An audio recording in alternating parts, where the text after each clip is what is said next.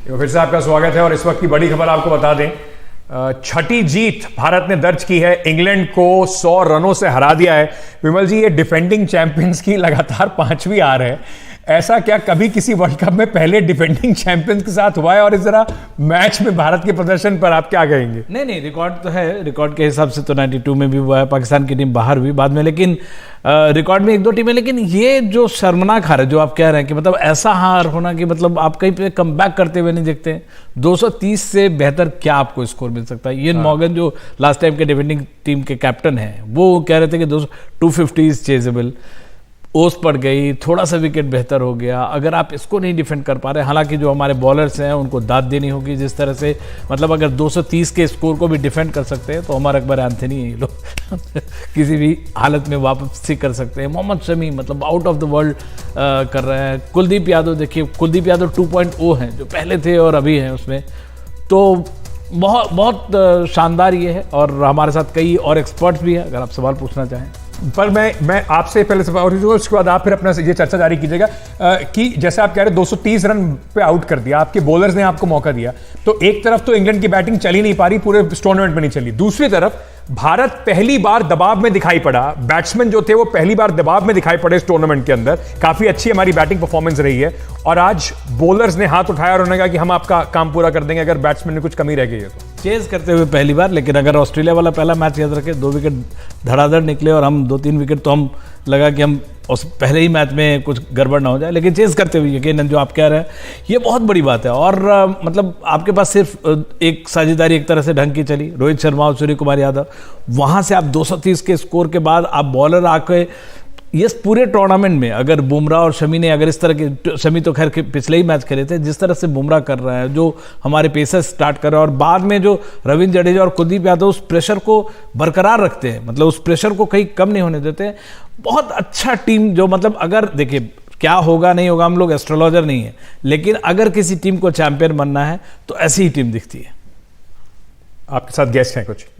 हमारे साथ काफ़ी सारे मेहमान हैं। तो क्रिकेट वर्ल्ड कप के इस खास कार्यक्रम गुगली में आपका फिर से स्वागत है। टीम इंडिया ने जीत हासिल की है, जीत का सिक्सर लगाया है, इंग्लैंड को हराया है और बड़ी बात है सबा सर, हम लोग बातचीत कर रहे थे 230 और आप शुरू से कह रहे थे कि ये 230 भी बड़ा मुश्किल होगा। 250 की बात हम लोग कर रहे थे, लेकिन वाकई 230 और दाद देनी होगी गेंदबाजों की। जिस तरह से मतलब आप 100 रन से अगर किसी विपक्षी टीम को हराते हैं तो दाद देनी पड़ेगी उनकी, वो भी इंग्लैंड जैसी टीम को विमल, वो भी ऐसे कंडीशन में जहां पर बॉल गीली हो रही थी। ये हम लोगों ने देखा कि बॉल कितनी ज्यादा ओस की वजह से, ओस के कारण बॉल गीली हो रही थी।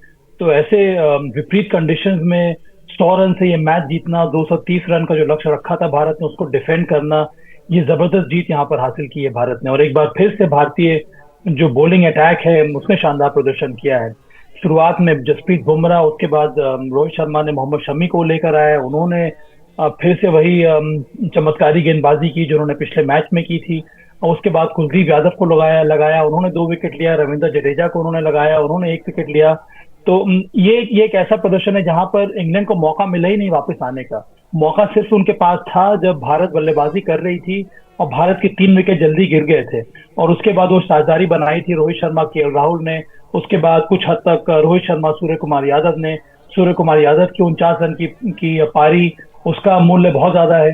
तो मुझे लगता है कि 230 रन बनाया जरूर था भारत ने, पर जिस प्रकार के विकेट थे, जिस प्रकार से विकेट बिहेव कर रहा था पहले हाफ में, हालांकि ओस पड़ी जरूर सेकेंड हाफ में, पर भारत ने इन कंडीशंस के बावजूद शानदार गेंदबाजी की। और इस वजह से हुआ कि भारत की गेंदबाजी में वो धार नजर आया, वो सटीक लाइन और लेंथ पेस बॉलर्स में देखने को मिला और उसके साथ साथ हमारे स्पिनर्स ने भी कमाल कर दिया। तो मुझे लगता है कि ये पहली बार है। और अगर आप इंग्लैंड को देखेंगे ना विमल के, ये तीसरी बार है जब उनके पहले 4 विकेट पहले पावर प्ले में 10 ओवर के अंदर गिर गए हैं। और किसने सोचा था कि एक डिफेंडिंग चैंपियन जो टीम है, जो पिछले 4 साल में 2 विश्व कप जीत चुकी है, एक T20 का और एक वनडे क्रिकेट का, उसकी हालत इस प्रकार की हो जाएगी। किसी ने भी नहीं सोचा होगा। भाई हमारे गांव घर में कहते हैं, सबा भाई हमारे गांव घर में अगर आप कुछ अच्छा करते हैं तो पूछते हैं, अरे भाई क्या खा के आए हो? ये शमी क्या खा कर आए हैं? गुस्सा खाए हैं, चैलेंज खाया है उन्होंने, या ये ठान लिया कि नहीं बाहर अब नहीं जाऊंगा? क्या खाकर आए हो? अब तो मुझे लगता है कि उनकी फेवरेट फूड इस समय बिरयानी है। विमल, पर मुझे लगता नहीं कि उनको इजाजत दी जाती है बिरयानी खाने की, और जो कि उन्होंने बिरयानी खाना बंद कर दिया है तो उनका न्यूट्रिशन जो है काफी अच्छा हो गया, और इसी वजह से वो इतनी धमाकेदार गेंदबाजी कर रहे हैं। उनकी जो लाइन और लेंथ है और जिस गति के साथ बॉलिंग कर रहे हैं, जो सीम पोजीशन के बारे में हम लोग बार बार कहते आते हैं, वो सारा कुछ एक बार फिर से हमें इस परफॉर्मेंस में भी देखने को मिला मोहम्मद शमी के। सभा भाई, हमारे साथ दो इंजीनियर्स हैं, क्रिकेट को करते हैं, क्रिकेट खेलते देखते हैं, क्रिकेट पे पढ़ते लिखते हैं। और पहले मैं चलूँगा सर्वेश के पास। सर्वेश पाइथन के जरिए बहुत सारे स्टैटिस्टिक्स निकाल कर मुझे लगातार बता रहे हैं। सर्वेश, शमी और बुमराह, आपके आंकड़े क्या कह रहे हैं? हाँ, अगर और आप कुलदीप। बुमराह के नंबर ऑफ डॉट बॉल्स देखें तो अब इस वर्ल्ड कप में वो हर तीसरी गेंद पर रन कंसीड कर रहे हैं। मतलब 2 डॉट बॉल्स होती हैं, तीसरी बॉल पे वो रन खाते हैं। आज उनके नंबर्स देखें तो उन्होंने 3 डॉट बॉल्स की हैं और चौथे बॉल पे रन खाया। मतलब उनका जो रेशियो है उन्होंने और बेहतर किया है। हमारे पास रन्स कम थे तो उसको कंपेंसेट करने के लिए बुमराह ने मतलब काफी स्टेप अप किया है। और उसके अलावा अगर मोहम्मद शमी की बात करें तो आई थिंक एक स्टैटिस्टिकल एनोमली कह सकते हैं उनको, क्योंकि पिछली बार आपको याद होगा 2019 में जब वर्ल्ड कप हुआ था सिर्फ 4 मैचेस खेले थे शमी ने।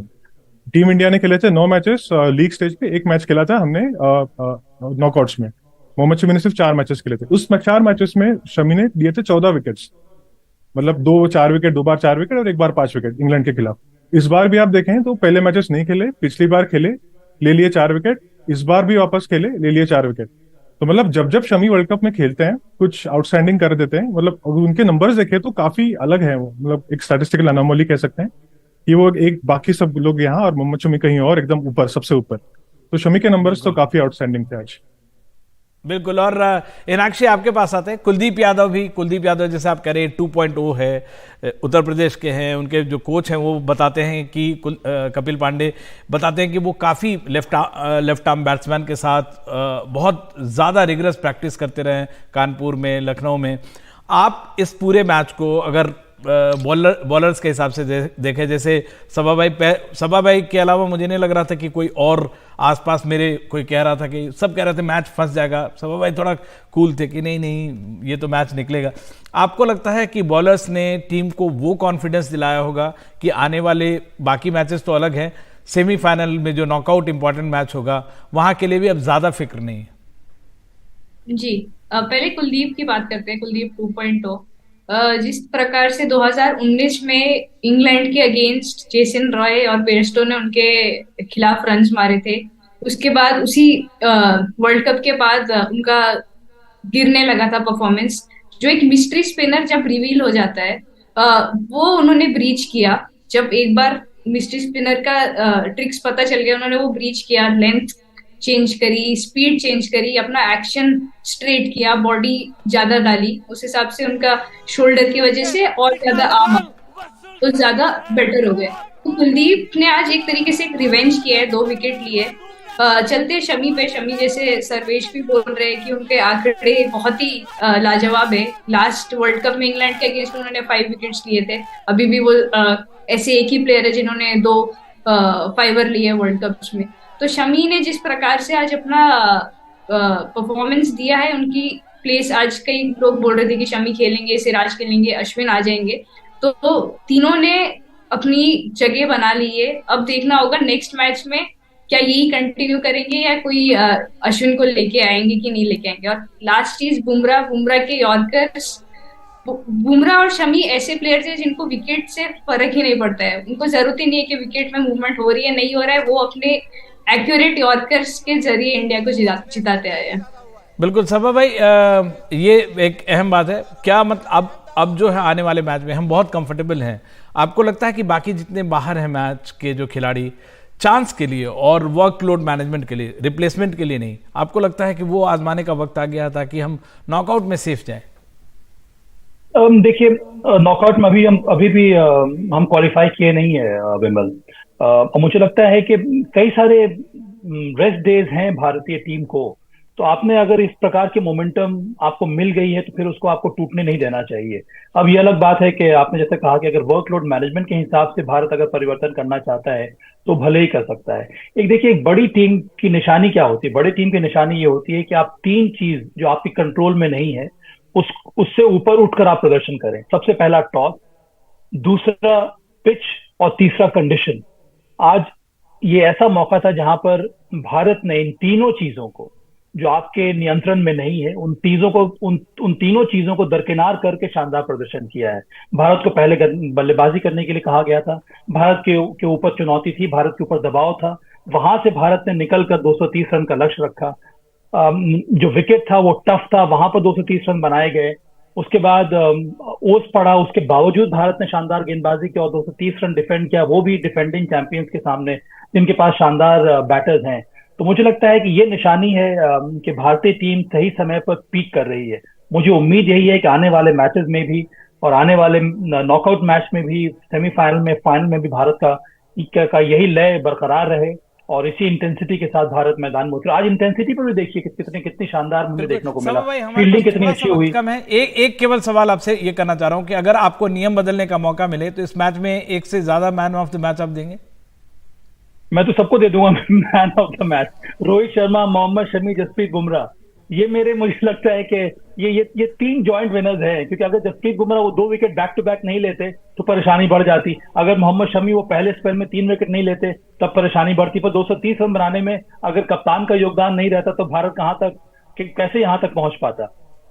अच्छा सबा भाई, हमारे साथ मुश्किल से पूर्व टेस्ट क्रिकेटर गुरशरण जुड़े। हम एक आखिरी सवाल पूछ रहे गुरशरण सर, आपसे जुड़ नहीं पाए थे। अगर हमें इस टूर्नामेंट का, इस मैच का मैन ऑफ द मैच चुनना हो, अगर हम नियम को बदलना पड़े तो कितने मैन ऑफ द मैच देंगे आप इसमें?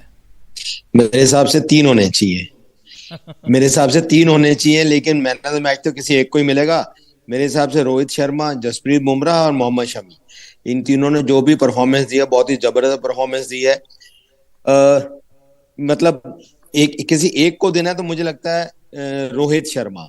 वो इसलिए क्योंकि इस डिफिकल्ट विकेट पे जैसी उन्होंने बैटिंग की, 230 रन, जो कि मतलब कम स्कोर नहीं था। ऐसा लग रहा था कि ये थोड़ा 20-25 रन कम हो जाएंगे, बट जैसा पिच था, जैसे डबल पेस था, जैसे मैंने बात की कि फास्ट बॉलर, उनका भी फास्ट बॉलर ने विकेट लिया इस पे, क्योंकि डबल पेस विकेट था। और इसमें बुमराह ने जो मैंने बात की कि एक्स फैक्टर मेरे हिसाब से इंडिया से बुमराह होगा। उन्होंने जो साहबा ने बिल्कुल सही कहा कि 2 विकेट पहले ओवर में जब ली तो उसके बाद बहुत ही मुश्किल होता है कि अगली जो बैटिंग टीम को वहां से कम बैक करना। तो बहुत ही जबरदस्त परफॉर्मेंस दी है इंडिया ने। और मुझे मुझे पहले भी था कि अब काफी उम्मीद है, मुझे पूरी उम्मीद है कि ये वर्ल्ड कप हमारी झोली में आने वाला है।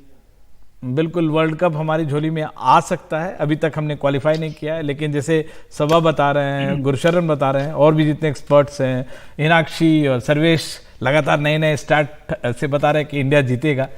हम फैंस और जो एक्सपर्ट्स हैं सब यही उम्मीद कर रहे हैं कि टीम इंडिया विजय रथ पर सवार है और ये रथ तेज चलता हुआ आगे जाए, खिताब तक पहुंचे।